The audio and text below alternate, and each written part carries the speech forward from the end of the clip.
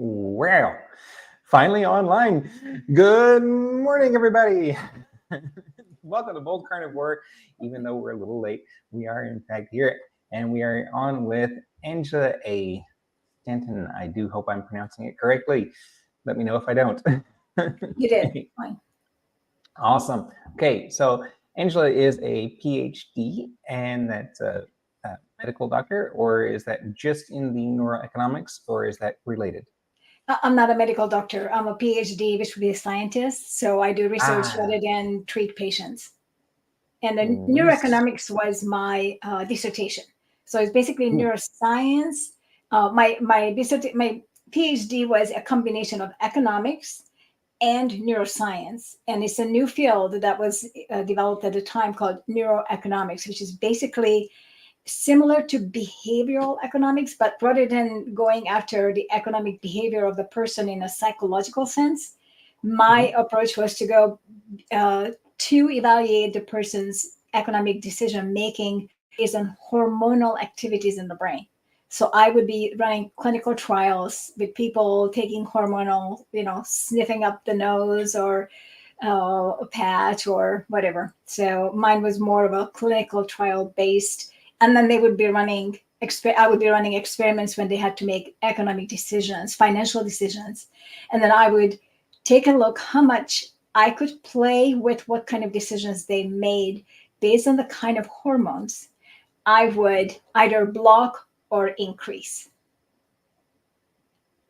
So decisions can be altered and or driven by hormonal responses? Right, exactly. So basically, the economic theories, and this is a very big topic which we don't want to get into because there's a big debate over this, and the economic theories are just about as unhappy as the nutritional theories, if you know what I Hmm. mean. There's a lot of fighting, but basically, in original classical economic theories, the main thrust of all economics, all the financial decisions based on which the world is running, like unemployment rate, interest rates, all these things are based on a central theme of the rational human decision making.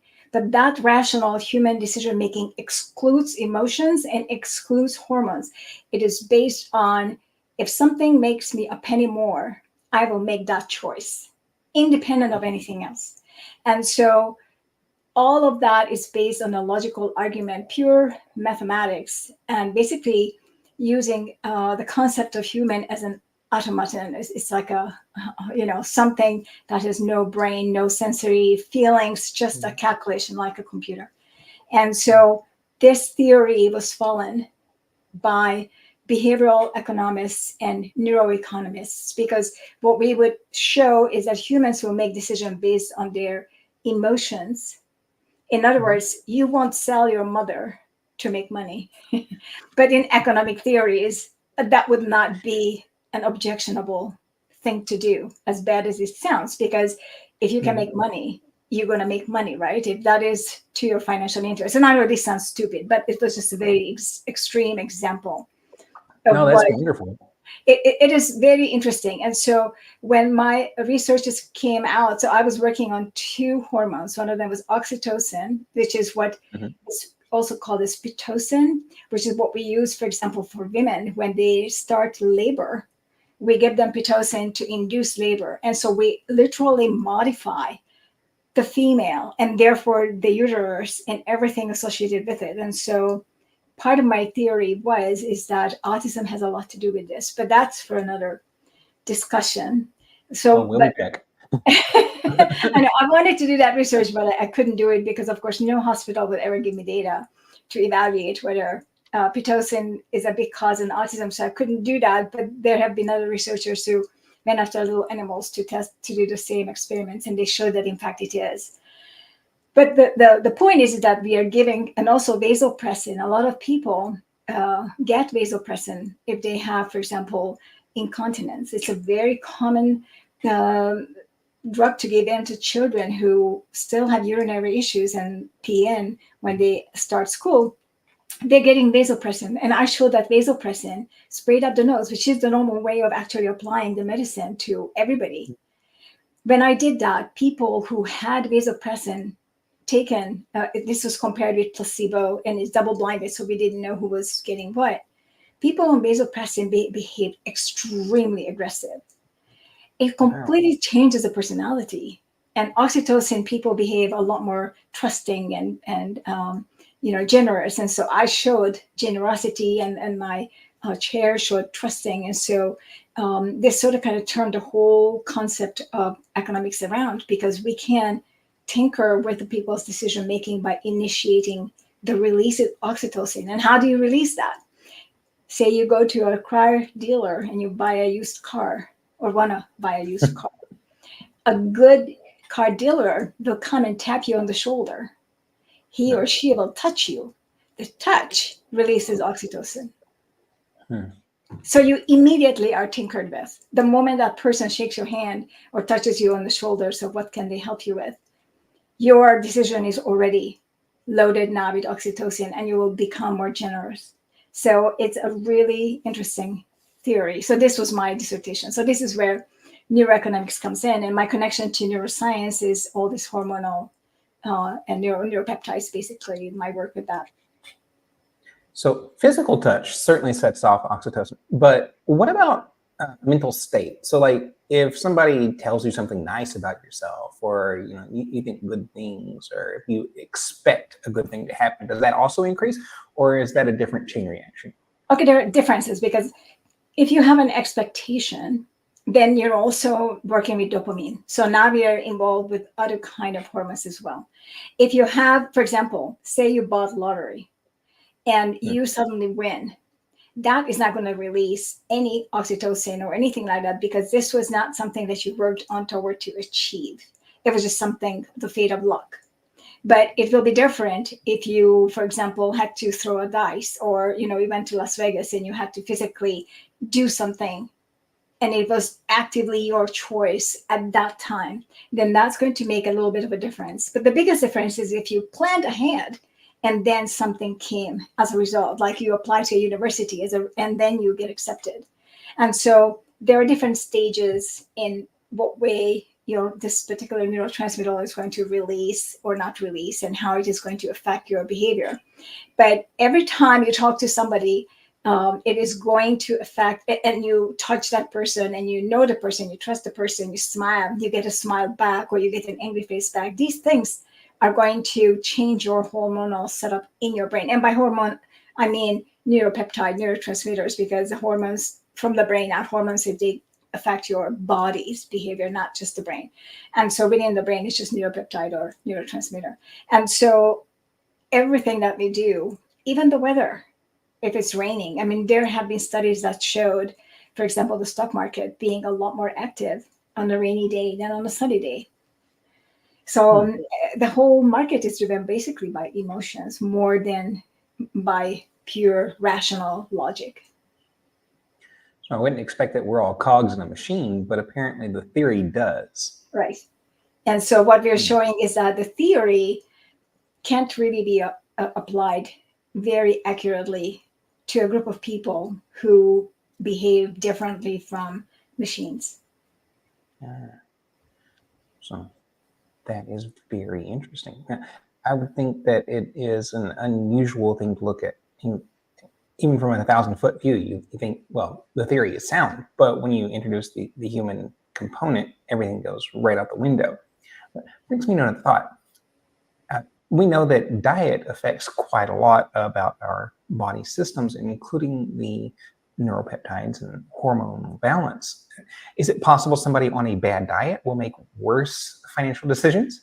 Very good question. Absolutely. And I'm not an expert in this particular part because I haven't studied the financial decisions associated with nutrition. But we do know that if you're, for example, hungry and you have to make decisions, your decisions will be very different than when you are not hungry, because different hormones are active in your brain, and also your patience with respect to paying attention and your ability to pay attention is going to be different. But to what degree, I don't know, because I haven't actually done any research and I haven't looked into the research of others. And it probably exists somewhere, but I haven't focused on that for the past 15 years. But I imagine that the answer is yes, very much so. What you say for the past 15 years? So for the past 15 years, you have been looking into the other field of study. I've been looking into only migraine and nutrition. Migraine and nutrition. Yeah. Right. And we come up to an important juncture because as a migraine sufferer, I have a lot of concerns for migraine. I've been to a neurospecialist once before. He simply said, "Well, you've got a stiff neck." I'm like, okay. I don't know that that's going to put me on a gurney, though, Doc. I mean, I really don't know. Yeah. And he said that is a possibility. But in looking into it, I found that we're not really sure in a lot of ways where migraines even start or come from or how they even stop, right? So, well, the we should be specified is that some people and some part of science, because I certainly know. Go on. Okay, so that is my question. Where do migraines start? And if we know where they start, how do we stop them? Okay, so let me talk a little bit about the cause and then how or where migraine starts and how to stop. And then you and I have been talking about this on Twitter, or not X. And I just published a paper on this very thing in Frontiers in Nutrition. But so migraine itself starts at birth because it's genetic. So the migraine brain is what we need to talk about. So migraineurs, a group of people with migraine, I call migraineurs, have a different brain from people who are not migraineurs. I just realized there we go. You can probably hear me better now because I brought the microphone closer. So in order to be a migraineur, you had to have a different brain. And so when I say different brain, I mean physically, anatomically, it's a different brain from the brain of people who are not migraineurs. And so the difference is that if you put two people in a room, at any room, say my room right now, you take two people, you take a person who is a migraine sufferer or migraineur and one who is not, and just put them into that room and you ask them the question to analyze from 0 to 10. What is the level of the light? What is the level of the odor and what they smell? What is the level of the sound, heat, whatever, all these kind of questions. And you're going to get completely different answers from the two kinds of people. And that's because a migraine brain has different connections between the sensory neurons, very specific to just the sensory neurons. But the sensory neurons in the migraineur's brain has a lot more connections among themselves. And so in this room right now, if you put a non-migraineur, it's pretty dim, other than my lights that are specific for the video. So if you bring, for example, my husband in here and tell him, okay, read this page in the book, he's going to say, well, I need more light. But for me, as a migraine sufferer myself, you give me that same book and I'm going to actually go and turn some lights off because I have more than enough light. It's very bright light. So I will see the light, the same light as any other person. I will see it brighter. I will also hear the sounds and the noises louder. I will smell everything much stronger. I will hear everything much louder. I will even feel things like something touching me. I mean, I am like a little princess with the pea under the mattress. I mean, my goodness, you can have the tiniest little thing under or something, and I will just take everything apart until I fish it out. And so they're just different people, completely. Our sensory neurons are completely different. So when you then consider this, so what does it take in terms of nutrition to run a brain that runs so much more neuronal activity among the sensory neurons? So what does it take? If I look at a person with X number of connection of sensory neurons, and then I have a migraineur with 100 times that many neuron connections, wouldn't that person use more nutrients to run that brain? And so clearly the brain is running on electricity, right? And the electricity is generated by the brain itself. It's an organic electricity. And so if I'm looking at a migraine sufferer versus just a regular person who is not a migrainer, the migrainer's brain is going to be needing a lot more salt for action potential, a lot more ATP, a lot more energy, a lot more water, a lot more, basically everything, just to operate that part of the brain. And so immediately we have the genetic factor. Then we're going to have the nutrition factor, because where is that person going to get all that extra salt? Then we also bump into that condition of carbohydrates, because the world is set up to eat carbohydrates today. But what do carbohydrates do in our body? So when you eat carbohydrates, any kind, starch, like in a bread or potato or rice, or straight fruits or sugar, any kind of carbohydrates that you eat, it will convert to sugar, glucose, and maybe fructose, depending upon what you eat in your body. And that is going to have to enter into cells.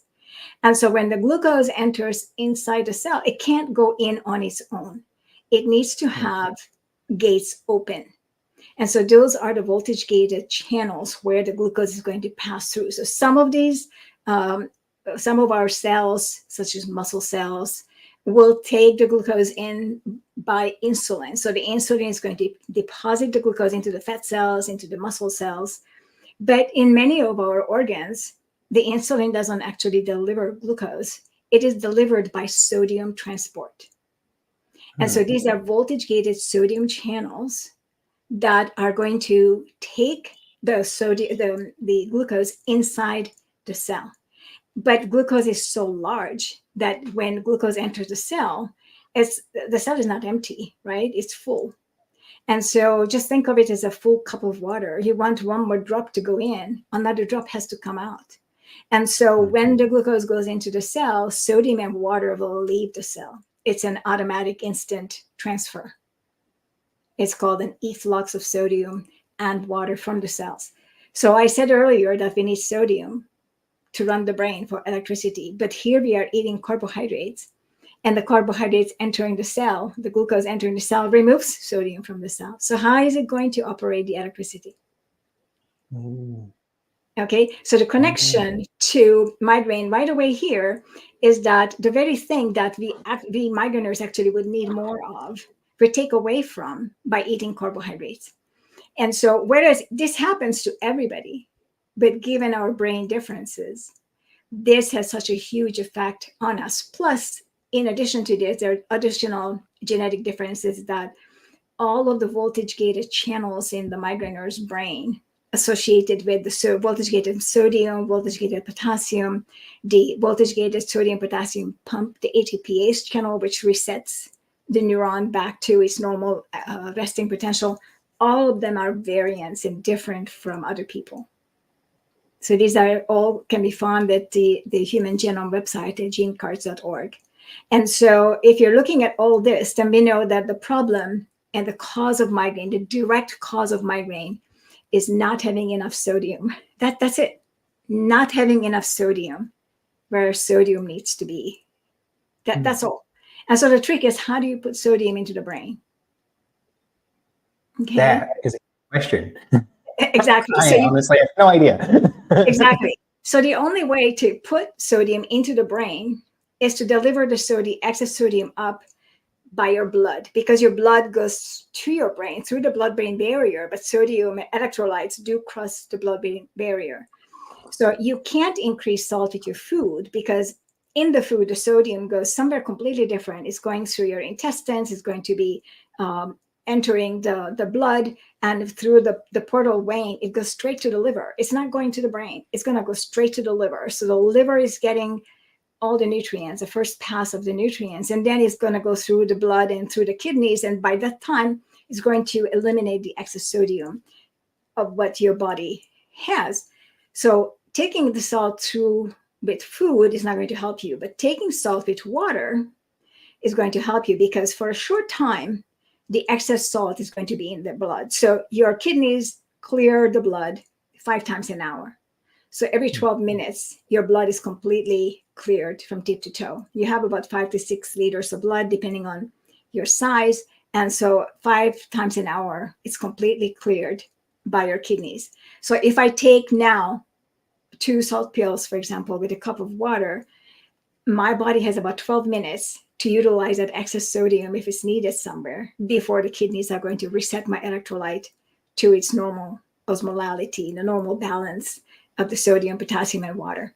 And so the only way to get more salt into your brain is to take salt and take it just on its own or with water. And it's going to go straight up in your blood to bypassing your liver, going to go straight to the brain through the blood as an electrolyte. Is going to increase your blood volume and it's going to add to your brain. And so doing this for the past 10 years in the Facebook migraine group, which I mentioned on X, we've had tremendous success with the migraineurs coming in, and including me, because the whole reason I started this is because I couldn't work anymore. I was teaching at a university. I was doing research at the Max Planck Institutes in Germany. I couldn't do either because I was constantly in a migraine hell. So I had to quit and work it out.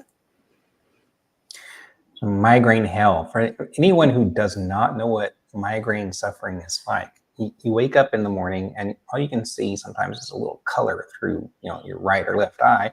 And then everything starts to devolve from there. It saps your strength, your ability to think. It's like walking through soup.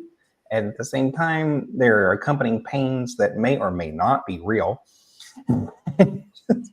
Totally, absolutely, right. And many people think that, well, but it's just a headache, but not really, because you can have migraine, just like you described, without even pain. And you can't speak, you can't talk, you don't know where you are. You may be throwing up, vomiting, you may be just totally passed out, you may have vertigo. It's horrible, with or without pain. Yeah, really with or without pain. And I've had both, but it's usually accompanied with devastating pain. Right. So I did not find your page before I started using salt, but Ken Berry suggested raising sodium levels. And I've also seen some other videos where there was a suggestion. I don't know if that didn't have anything to do with you, it may have, but I have been taking salt and water as one of my first responses to headache. And even if it doesn't eliminate my problem, it does reduce it a lot. So I've noticed that. Also, I've switched my diet. As we were talking about diet, most of my diet is now meat or meat-based. And as Bart K will say, 70% or more equals carnivore, right? And so that's what I call my diet is carnivore. And I'm usually anywhere between, say, 90 and 80% meat. So I've had that be very effective. That's very good. Would that be what you would suggest? Is it a very low carbohydrate diet for most people? Actually, for most people, I would recommend the carnivore. To be frank, so if you have migraines, so I'm talking about just migraineurs. It may not be good for other people, but I'm talking about just migraineurs now. So if you're a migrainer, then the best way to eat, at least at the beginning, to learn how to get rid of your migraine and to recover your metabolic health is carnivore. And so that would be a pure carnivore, so completely animal-based. The only two things that I recommend for my migraineurs that they can, if they want to add to their diet, which is not animal-based, is mushroom, which is fungi. It's not a plant. And it's closer to the animal kingdom than the plant kingdom, or kelp. And kelp is an algae. It's not a plant either. And kelp has like iodine and some other nutrients in them. And so these two, and also they don't have too much anti-nutrients in them. They don't have fiber. So we're talking about, still closer to animal kingdom than otherwise. And I recommend migraineurs are very milk drinkers. It's really interesting that there's a very large population of people who can't drink milk because they're lactose sensitive or lactose intolerant. And currently my migraine group sports over 17,000 people. But over the life of the group, which is now 10 years old, the total was probably about 25,000 people who came and went over the years. And in all these people, I so far found 2 who were true lactose intolerant. And I would say about maybe 10% who have lactose sensitivity, but they retrain their body. They can drink milk if they start drinking a little at a time, and they just retrain their body to be lactose tolerant. But we are a large percent sensitive to A1 protein milk. And so we have to find a milk that is not A1, but A2, which is the ancestral milk type is A2. it's a milk protein type. So most of the milk in the world today is A1, A2 combination. And the A1 protein, so the people who get, for example, sinus problems and stuffiness and sore knees and stuff like this from milk, that's from the A1 in the milk. So then they would need to switch to or find A2 milk. And if they can't find A2 cow milk, then go for goat milk, which is all A2. Camel milk is all A2. So these are all ancestral milk types, which people can drink if they can't find a cow milk in A2. I love goat milk. That stuff is great. I find the goat, I don't know, I'm even lamb. I can have it, but there's just a smell to it. And I'm just one of those migraineurs with the smell, just go absolutely nuts from the smell. So I can't really have, I went to New Zealand and your part of the world, Malaysia, Thailand, all these kind of places, very lamb friendly. And I couldn't touch lamb. It's just ridiculous. So I kind of sort of can eat lamb now, but not before. I love lamb. I love eating goat. I love lamb. But part of the interest for me is the smell. I mean, it does smell strong, but it's inviting to me. Of like, oh look, this wants to be eaten. There's just something in it that it doesn't bother me when I buy it, and my husband loves it, so I will buy it and make it for him. But the moment I pull it close to my mouth, maybe not. And I just simply can't. I can't swallow it. It's like broccoli and all the. I just simply can't get myself to swallow it. How about beef though? Do you like? I love beef. Oh, beef! I eat beef day and night. And actually, it's really funny because my preference is beef. I would eat beef day and night. I would not eat anything else. I like pork, and I will have some pork time to time. But beef is the king. And so when my husband goes to travel somewhere, which he does time to time, then I'm happy because then every night I can have beef because he likes more variety than me. I'll just go for beef. And so he would call me every day. So what did you have for dinner? Beef. The next day, what did you have for dinner? Beef. So that's that. I just have beef all the time. Simplifies things though, doesn't it? It simplifies and it's just delicious. So. On the topic of diet, though, what is your typical diet? Because in our exchange, you said you're not specifically and expressly carnivore only. And I put that in air quotes because there are some in our community that be like, that's not carnivore, but few and far between because most of our people understand that that's not the case. But anyway, how about your diet? So I was carnivore for like 6 to 8 months nonstop, and I really enjoyed it, and I healed tremendously from it. But I feel much more comfortable in a diet that is seasonally more appropriate. And if I'm thinking back to humans being, hunters and gatherers, I think that it is appropriate to allow seasonal changes. And so I go for seasonal changes. So what I do is springtime and summertime, I am low carb, high fat. In the fall, I will be more, I'm ketogenic in the springtime, springtime ketogenic when all things are just starting. Then I go low carb, high fat in summer and fall. And I will fatten up in the fall. I will eat the fruits in the fall and I will gain some weight and I don't care about that. And then I will go carnivore, ketogenic in the fall and carnivore in the winter. So I will not eat the fruits and vegetables. I don't usually eat any vegetables at all. Even when I am low carb, high fat or keto, I don't eat vegetables. So I'm more on I would say keto carnivore-ish. I will eat some fruits. And by fruits, imagine tomato, cucumber, pepper, these are all fruits. So avocado, it doesn't mean that I'm eating watermelon, but I will be eating some fruits that are seasonally appropriate. And I will, time to time will splurge, in the summertime, late summer. And I, like last year, I tested. Also, that's the other thing, that I'm testing a lot of different ways of eating because of my migraine sufferers in my migraine group, an ever increasing group. And so it's a huge variety. Now it's an international group. I barely have a country on the planet that is not in my group. It's really interesting. Now we even have a person from Mongolia. I mean, who would have thought? So we have migrants from all over the world. And so I'm trying to keep it sort of open to allow for the different cultures to go.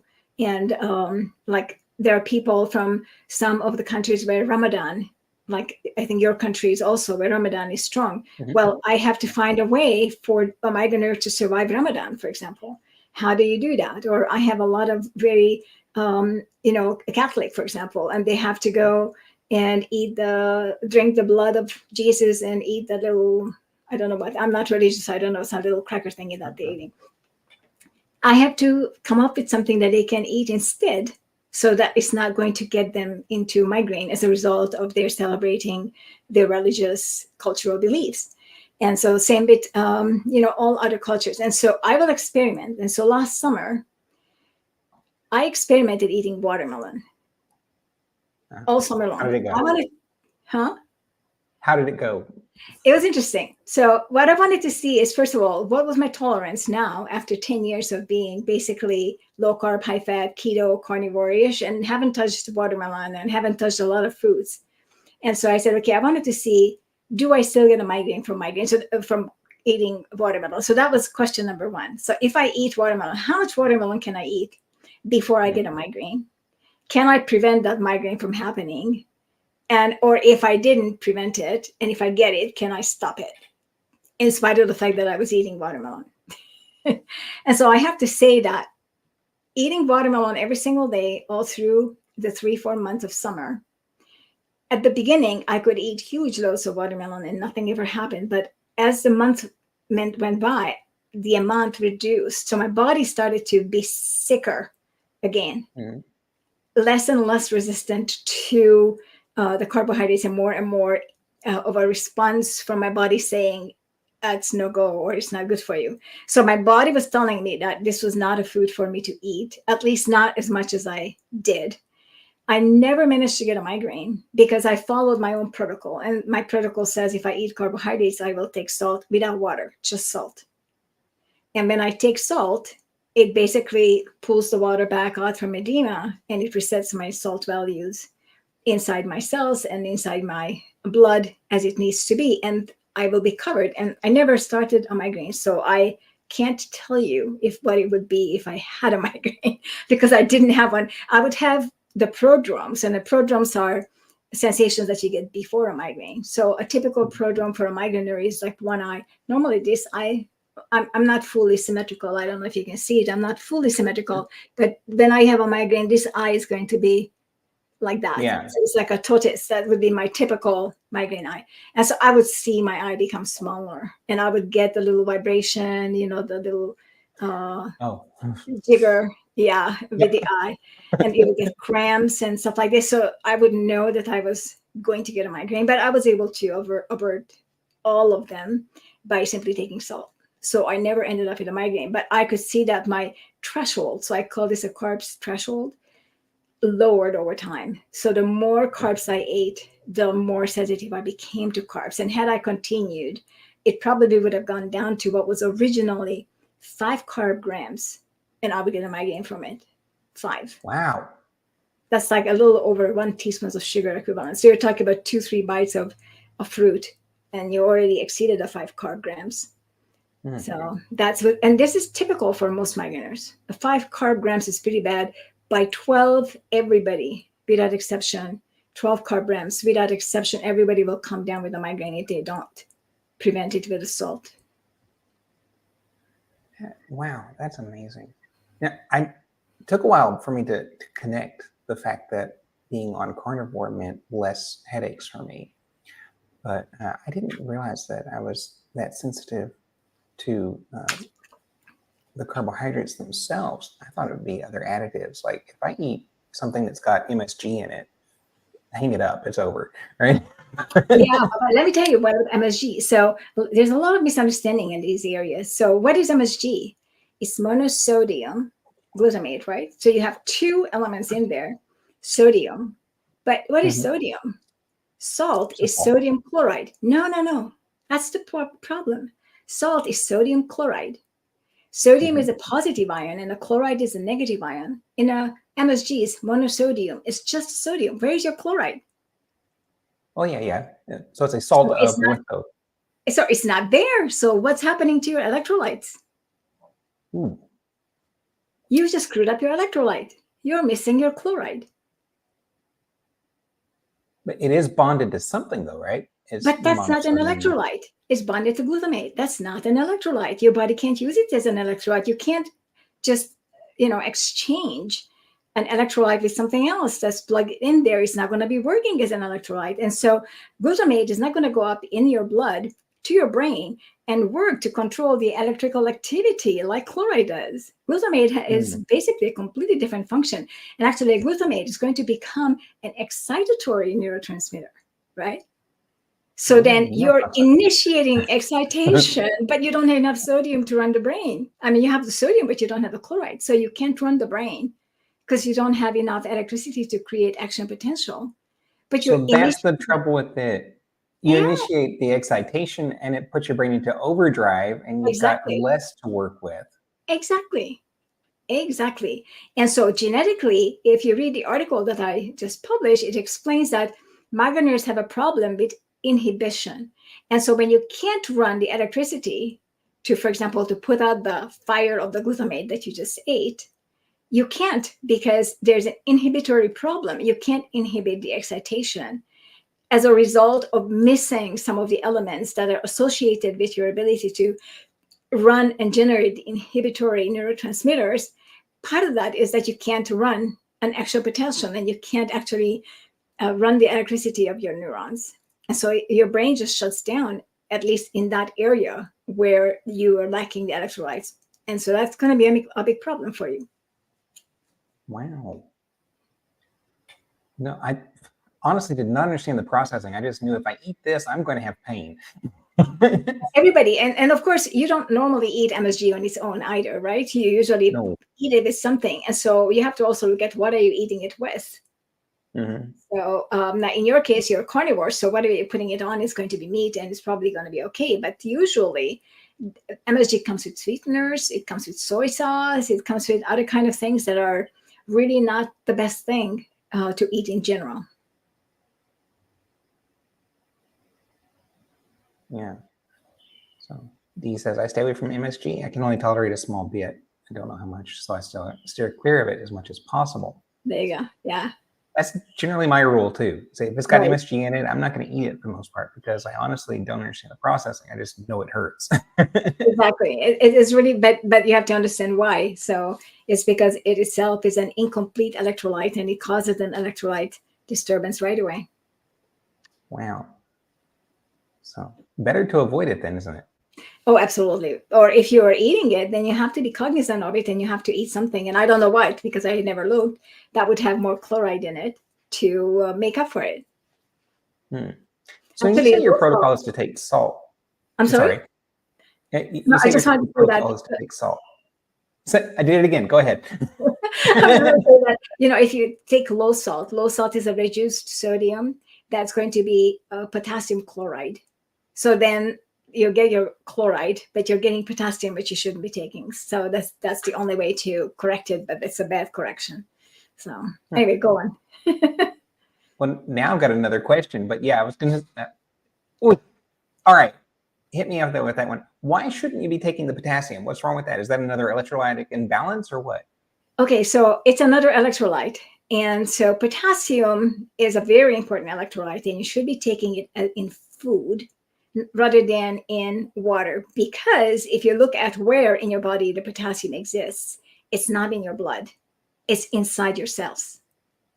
So if you're taking a look at, for example, your blood test, take a look at blood test next time you get it and look at the electrolyte panel. And you're going to see that the potassium in your blood is going to be between 3.5 to 4. Or maybe 5.2 milli equivalent per liter. So 3.5 to 5.2. And sodium is 135 to 152. So there's going to be 30 to 40 times as much sodium in your blood as potassium. So if you're taking potassium like you take sodium with water as a supplement, you're overloading your blood with potassium. Remember at the beginning when I explained that when you eat something with food, it goes to the intestines and it goes from the food straight to the liver as a first pass. But if you're taking it with water, it doesn't get to your liver because it goes into your electrolyte. It takes a completely different avenue. And so when you're taking it with water, if it becomes and goes into your blood, then the potassium is going to the wrong place. And too much potassium in your blood is extremely difficult to take out. because your kidneys are set to recycle potassium. Normally, you eliminate most of your potassium through fecal matter. That's not, so potassium elimination is not naturally through the kidneys, at least not most of it. Sodium mostly through the kidneys and minimal through fecal.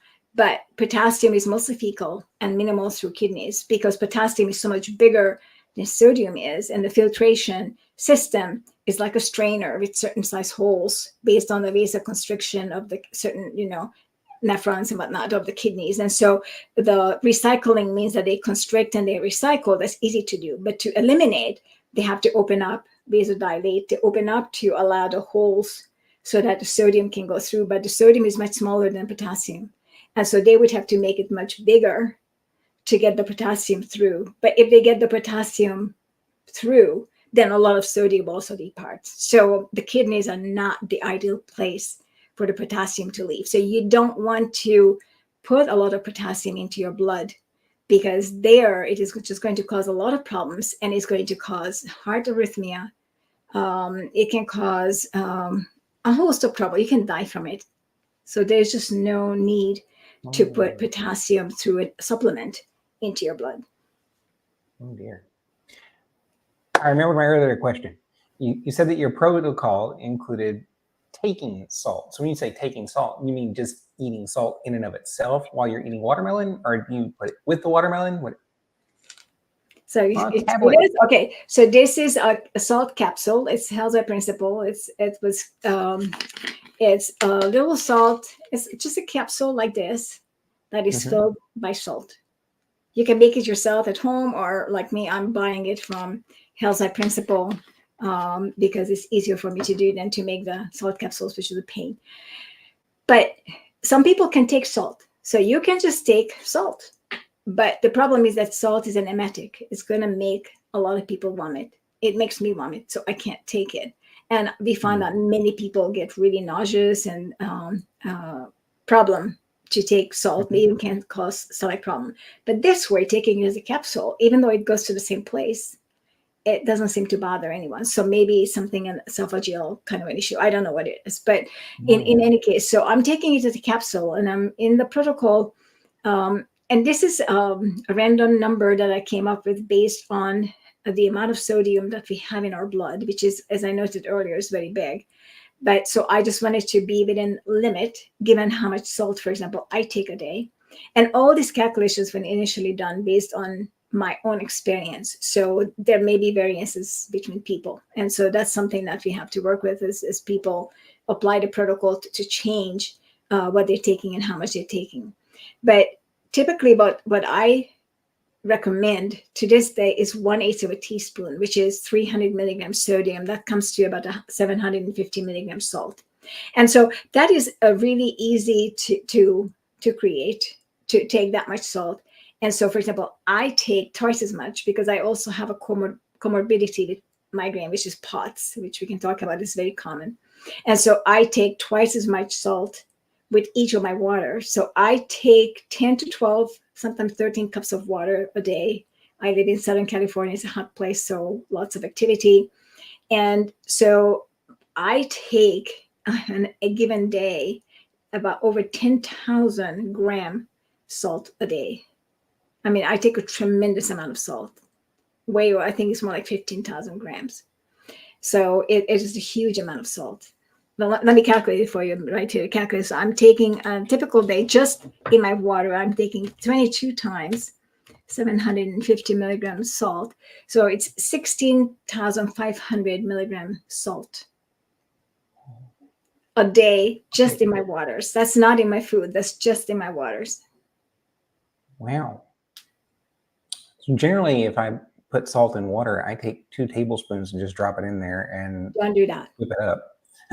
Don't do that because you actually then again, so you're wasting the salt. So when you're looking at the amount of salt in your blood, so if I were to take a cup of blood from you, okay, that cup of blood would have approximately 3 grams of salt in it, or sodium, 3 grams of, but either salt or sodium. So I think it's salt, 3 grams of salt in a cup of your blood. And so if you're taking a teaspoon of salt, I'm sorry, the sodium. If you're taking a teaspoon of salt, that is about 2,400 milligrams sodium. And so that's about 3,000 milligrams sodium in a cup of your blood. So if you're taking that entire teaspoon salt in 1 cup of water, you're drinking what is in your blood. But that is too much because there are other things also mixed in with it. And so you're going to immediately, within 12 minutes, eliminate most of it. So then it's going to cause an electrolyte imbalance. May I ask how many times you urinate a day on average? Oh, frequently, I don't know, anywhere between, I'm going to say safely 5 and 10. Okay, so this is why. So try tomorrow to reduce the amount of salt, to just keep it about 1/8 of a teaspoon per cup. And what you're going to find is that your urination will go way down. I mean, my daily urination is 5. I usually don't wake up at night to urinate. And if I do, it's just like 1 time. And during the day, I go maybe 4 times, maximum 5. And so the norm is between 4 to 6. So you're going way above the norm. And the frequency is very much dependent purely on your electrolyte balance. And so if you take an entire teaspoon salt in a cup of water, and then you don't take in other waters the same amount or lesser amount, you're basically causing an electrolyte imbalance every time you're drinking. So you want to retain an electrolyte balance every time you're drinking. So I found that this, in my case, 1/4 teaspoon salt per cup of water is absolutely perfect. So definitely take more, but throughout the day, like break it up, a half teaspoon here and a half teaspoon there. Well, take it for every single water. I don't drink water without salt, period. So why ever think if you drink water with salt, water is not hydration. Water is a solvent. It's an electrically charged liquid that anything it touches is going to dissolve. I mean, this is why we have a problem with, for example, iron. It's going to be literally dissolve and become rust in water, be it salt water or fresh water, it doesn't matter. It's just the water itself is an electrical material. And so the reason why it becomes an electrolyte is that water is electrically charged, it's dipolar, so it has both positive and negative charge. I'm sorry about the chemistry, but I think it's going to make sense. And salt, sodium itself is positive and chloride is negative. And so because of water, the hydrogen and oxygen also both are charged, the sodium and the chloride will attach to the water molecule and it's going to create the electrolyte. And electrolyte literally means that an electricity can transfer through it. That's basically what it means. And so how much salt you can put into water, you can put a lot. Look at the ocean. The ocean has a tremendous amount of salt in it. So you have plenty of room to put salt in it. And it's going to completely dissolve for a long, long, long time. You can put like a 1/4 cup salt into a cup of water and it's going to dissolve. But that's not going to be ideal for your body. So you need to look at your body of what is the ideal solution such that there's no cell in your body without salt and water. So you're a saltwater baby. Every cell in your body is a salt water. And every single cell has its respiratory functions. And I tell everybody to envision like little fish. Every cell is a little fish, salt water coming and going. They don't breathe air. Your cells don't breathe air. They breathe salt water. That's basically what they do. And their respiratory functions are very different, but it's based on the water, freedom coming and going, and sodium, always in a cell and also outside of the cell. And so you want to maintain that saline environment. So if you just drink water without salt, you cause an electrolyte imbalance immediately. You're diluting your electrolytes. So that's the trouble because that's not hydration then you're causing an electrolyte, you're basically dehydrating because now you're forcing your kidneys to immediately say, oh, I am out of electrolyte balance. Now I have to eliminate all this water that just came in because I now don't have the electrolyte balance. And so it makes you urinate it out within 12 minutes. It goes into your bladder. So earlier we touched on how the salt exchange works within the environment of the cell, and that's for the glucose to come in. We're going to expel salt and water, right? So would this become a problem for all human organisms? I mean, eventually over time. Yeah, absolutely. It is a problem for everybody. And so you can see, for example, when you have people who have type 2 diabetes, they have a difficult time with the same management. And in fact, where I'm citing this from is from a medical manual, from the Harrison Medical Manual, I think 13th or 14th edition. It is very specific to the general population, is that when glucose goes into the cell, sodium and water leave the cell. And in that particular paragraph, they discuss how much sodium, how much glucose goes into the cell and how much sodium is leaving the cell very specifically. So this is for the whole population.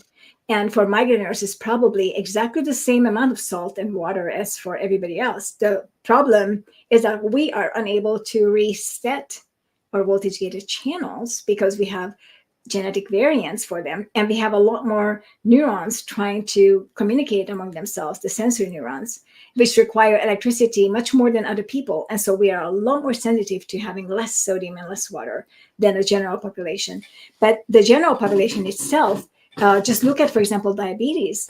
Diabetes gets worse when there's less salt available.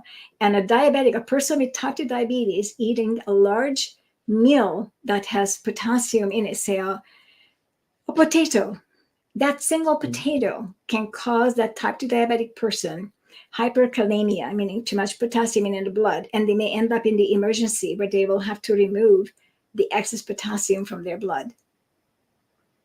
Dialysis. But no, because it doesn't come off from the kidney, because remember I explained that potassium was so much bigger than... How do you remove that then?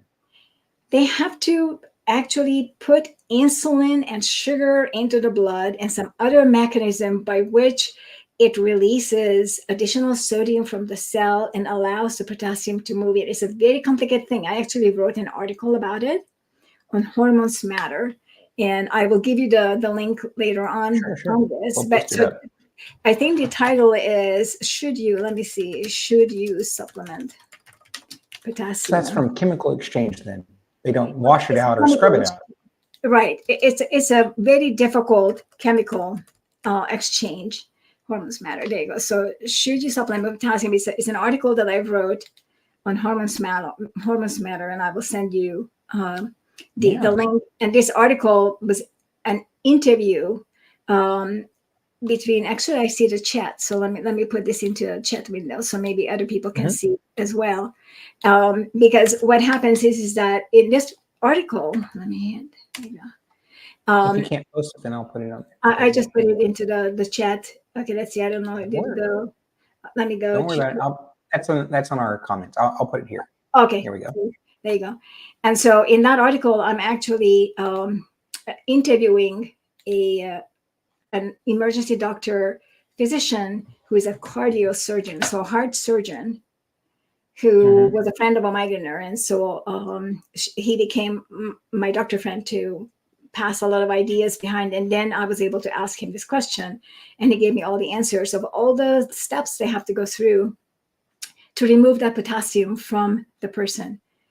And so it's a very difficult chemical process to do so because the kidneys won't be able to do that. Wow. And they can't just scrub it out like you would in any other thing. They as long as it has to, right, it can't be taken out. Now, I don't know how much they can do with the dialysis machine itself, but they have to put some chemicals in there to take the excess out, because they're too, don't forget that everything that is inside our blood has a chemical reaction within the blood with something. So these are not just floating individual things in there. These are all connected to something. And so they might not want to take the whole blood out. I don't know the mechanism, and I don't know what's there and what the potassium is connected to. But potassium, just like sodium, has to be connected to something, because these are ions, and ions can't survive. So ions mean that they're charged negatively or positively. And so they will interact with whatever is in their way. And so they can't just simply take them out of the way because they are destructive, as a negative or positive ion. Interesting. Yeah, very interesting. It's almost like the fluid perspective of the human is like really more gelatinous than anything else. How else does it protect itself? It is, but it's very difficult to understand for most people, is that everything that we eat, drink, or what we are, I'm looking at myself with this little stain that I did right before the discussion, and I'm thinking it's me, but it's not me. I'm looking at a bunch of electrons, ions, atoms. I'm very strong in quantum mechanics, and I'm studying a lot of it. And I'm looking at me, and I'm looking at a bunch of quantum stuff. And so it's very difficult to associate it with us. So what happens to that apple that you eat? Is it going to stay an apple? You know, how many people like to eat, for example, apple cider vinegar because they believe it's going to help something? But that apple cider vinegar is going to not be an apple cider vinegar once it's in the stomach. It's completely destroyed. And so this is a very difficult concept for people to pass on, that, okay, so what's going to happen to that apple cider vinegar? What's going to happen to that butter? What's going to happen to whatever I'm eating? How does that go? And how does that become, like, for example, you take a medication and for, say, a headache, and your headache disappears. How did that do that? How did it go somewhere in your body that it was able to extinguish the very problem that you had? And how come that in other instances it can't do that no matter how hard you try it? And so everything in our body is based on these molecular structures and atomic structures and ions and the exchanges of what happen and how they happen. And it is very difficult to comprehend that when you have more potassium, you can't just simply reach in and take it out. It's not something that's just going to come out. It is ionically attached to something else. And so it's not possible. We are not like a box. We are a system. You can't take one thing out of a system. Not safely. Right. You can destroy the system and take that one thing out. Other way, it's really, really hard. Earlier, Dee posted a question. I'm going to post this again. We missed it before. I had it posted up. She says, what in MSG makes it so addictive, if that's in your field of expertise in any way? Okay, so I don't think it's the MSG. I think it's what the MSG is being put on. If you just eat MSG itself, it doesn't actually have any taste. I don't know if you've tasted, it's salty, but it doesn't actually have any other taste. So it's not the MSG itself, but it's the foods that you're putting it on that it modifies its taste. And because it's a glutamate, and glutamate itself is an excitatory element, and it's going to cause an excitation in your brain. It is the excitation part that the body is going to respond to. Now, I have to say that glutamate is in everything. In any food that you eat, you'll have glutamate. It's an amino acid, right? And so it's not like I'm going to take glutamate and I'm going to get high on it. That's not what it does. But it is going to enter a pool where it is going to affect a chain reaction effects, and it is going to cause an excitation in the brain. And so if you put glutamate, for example, let's say something that people not so much like, say broccoli or Brussels sprout, my favorite, which to me is really bitter, so I can't even touch it, okay? I'm also super tasty. That's another thing about migraineurs. If you put MSG on Brussels sprout, it's not going to make it taste better. It's going to make the Brussels sprout taste to become more Brussels sprouty. That's basically what it does. It's going to bring out the flavor. And so it's not going to make it addictive if you put it on Brussels sprouts. But if you put it on meat or something else that you can put it on, for example, sweet eggs, sashimi or potato, whatever. You put it on something that you like and it's going to enhance its flavor, then you're going to like that thing even more because it brought out the flavor that you enjoy. So it's not the MSG that's addictive. It's that the thing that you like it already, and then it enhances the flavor of the thing that you like more. And you like it more. And it's exciting your brain more. And so you're making a deeper connection to the idea that this is good. Perfectly done. Perfectly said. Exactly. So if MSG were in chocolate. Over there. Yes. My. But you say put it on meat. Isn't like glutamine already in meat? Isn't that one of the things that is in meat that we're like, this is yummy, right? It is yummy, and some people still prefer to have more additional taste. I mean, why do you put black pepper on the meat, right? Some people enjoy the spices. Many carnivores, like I don't put any spices on my meat. I just put a little salt, but I don't put anything else, just salt. But a lot of people put a lot of other spices on meat, and that's just to enhance the flavor that they enjoy, which is totally fine. It's not, the others don't necessarily bring the meat taste out as much as MSG. For whatever reason, MSG does that. But also there's the umami taste. And I guess MSG is building on the umami taste. And so if people enjoy that kind of a taste, then that's going to give them pleasure. And the pleasure itself is addictive. So that's activates the dopamine pathway. Now we know. It sets off more of a dopamine cascade. It is. It's just like sugar. I mean, that's why sugar is addictive. It activates the dopamine pathway. Yeah. Some of the stuff that I've seen on that says it does it even more strongly than cocaine. So. Oh, actually, yes. I think there was an academic article I read that called sugar the legal heroin. I think that's what it was. So, yeah. It's amazing because, honestly, if we dig into the topic, we know that the sugar producers behave very much like a cartel. And for good reason, right? I mean, it's a drug. We have to accept it. It's a drug.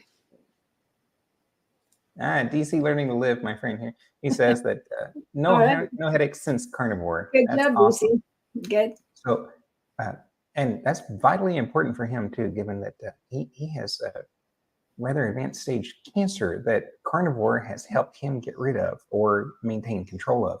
Very good. That's congratulations. Even more so. Double up. Good. It's amazing what Carnivore actually does address. And I don't know if you know Homestead Hal, Carrie. Yeah, you probably do, given our space. He's recently gone back to the doctor to get his heart rescan echocardiogram, and they found that though he had heart disease, he no longer does, and that's only after 1 year of Carnivore. You're not supposed to get better if you've got degenerative heart disease. You get better with everything. I mean, it's ridiculous. I mean, let me give you the list of things that I remember that I cured. Okay, I'm 70 years old now, so I've had 70 years of collecting a host of diseases all my life. Okay, so one of the bigger ones, some of the bigger ones that I have completely made disappear with Carnivore and keto and the low carb combination is, for example, asthma. I was on 3 inhalers and 2 medications and used an EpiPen. It was always with me when I was traveling, and completely gone. MCAS. I don't know how many people have MCAS. A lot of people normally have MCAS. I had really bad MCAS, completely gone. Arthritis gone. Diabetes gone. I already had dizzy, where you can't walk with your feet because it's really, really sore. And oh, thank you. Yes, I'm 70, turning 71 in a couple of months. I appreciate it. Hashimoto's?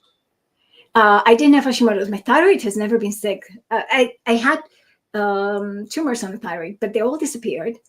I think that one where you start walking and it hurts, and then it as you walk, disappears. Everything is fantastic. Yeah. Absolutely fantastic. And my daughter-in-law, who is in fitness, and I had to stop doing gym because my back, I have some back issues, and I used to lift weights, right? And so we were talking, and I said, I'm back into squatting. And I said, I went to the doctor and I did, and he told me to do a squat. And I did, I asked him, does he want me to do weightlifting squat, which is just, squat down to halfway. And he said, no, go all the way down. And I went all the way down and back up and did it 3 times. And my daughter said, well, this is not normal for your age. That's not normal. But so it cured everything. Allergies disappeared. I used to have anaphylactic reaction to peanuts. I can eat peanuts now. I don't have an issue. Whoa. Yeah, it all disappeared. Everything, all the problems. And I had anxiety. I have general anxiety disorder since age 19 and have been taking medication for that, benzodiazepines, from age 19. I'm still tapering off from that. I don't have it anymore. Yeah, imagine from age 19 to age 70. I'm not tapering off, and I'm down to like the tiniest of dose. And so I'm hopefully going to be finished by the end of the year. Tapering off of everything. It's really amazing. You said that began at such an early, tender age, though, in like 19. Generally, that's associated with some form of trauma.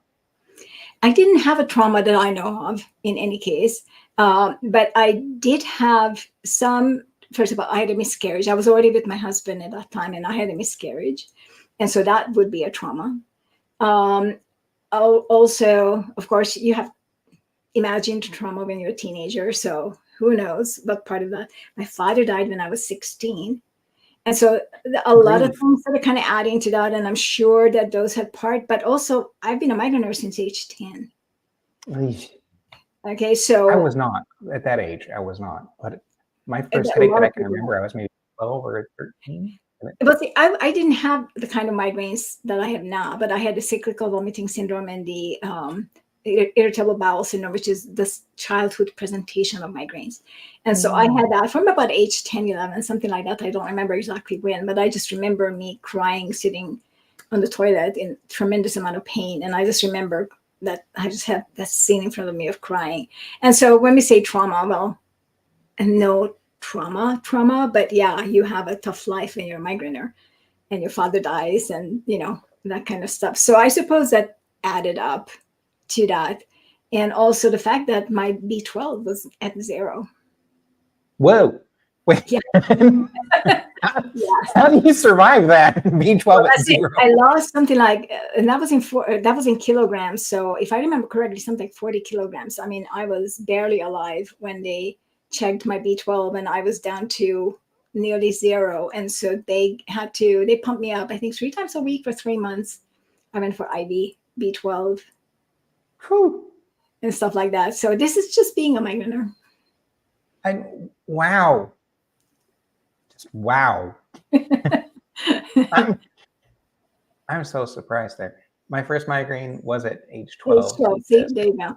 So it's very common. I mean, we know that, for example, colic, a baby with colic, a couple of academic articles now suggest that that is baby manifestation of migraine. That could make sense, though, yeah? Their intestines are all twisted up. They can't get comfortable. They scream at everything. Right. They could very well be a childhood presentation of migraine. That is what the academic articles say. Now, I don't know how much of that we can verify, but it's a good thinking. How much of that is connected to the gut-brain process? Because you have neurotransmitters all throughout your intestinal tract and everything as well. So I don't think that is as clear. I don't think that there is a connection given the understood connection with the brain, which is channelopathy, which is genetic change in manifestation of the neurotransmitters and how the neurons actually work. And so we know that is strictly there. And if it was a gut-brain barrier, then you would expect some changes in migraine when you move away, for example, from going from the low carb, high fat, where you have carbohydrates in plants and fiber, to say carnivore. But I don't find differences in the migraine frequency between these, provided that they're using the same kind of nutrient macros and the salt. They don't have migraine manifestations. When changing, like I didn't get migraine just because I went from carnivore to a low carb, high fat and eating a lot of my watermelon, right? But if it was a gut brain, then I would have had some change. I didn't. And so I am suspecting that it may be connected somewhere along the line, but it's not a causal factor. Okay, so it wouldn't stand out as this is an XYZ cause to Q, P, and X there. Okay, right. Okay, cool. Just throw that out the window. All right.